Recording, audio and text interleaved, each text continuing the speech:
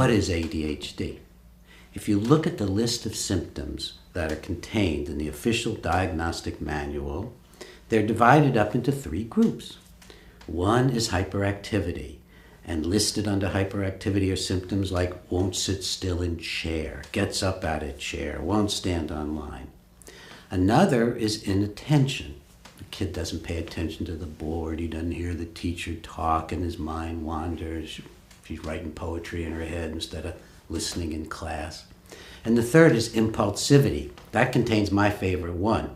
Interrupts the teacher when she's asking a question before the question is even finished. I do that all the time when I'm doing radio shows with people. I know what they're going to ask me. I interrupt. I give the answer. Now, what do all these things have in common? They don't have in common an underlying disease process.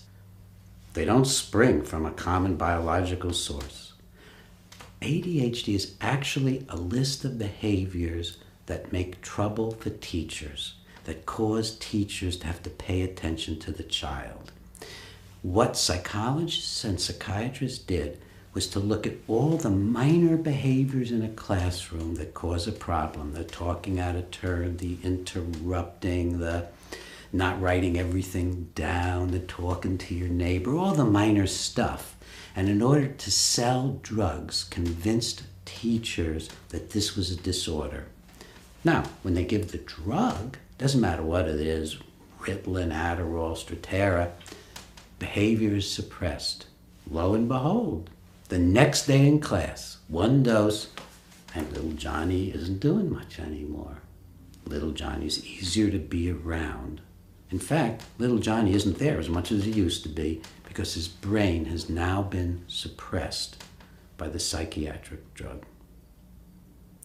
We have a lot of scientific information proving how Ritalin and Adderall and the other stimulants work. Think of a chimpanzee, because we do a lot of studies on chimps. They're like children. They like to groom, they like to play, they like to explore, they even hug and kiss. And if you put them in a cage, they want to get out. Now, what happens when you give a chimp one of these psychiatric drugs? They stop grooming each other.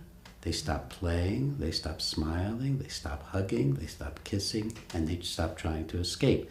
They become good caged animals. And that's what we do to our children when we give them stimulant drugs. We make them good caged children. The effect may be subtle, you may hardly see what's happening, or in some cases, and this is literally described in the medical textbooks, the child becomes zombie-like. So you have a whole spectrum of behavior, but one of the things that you can really see is the sparkle goes. The spirit is diminished in its expression by these drugs.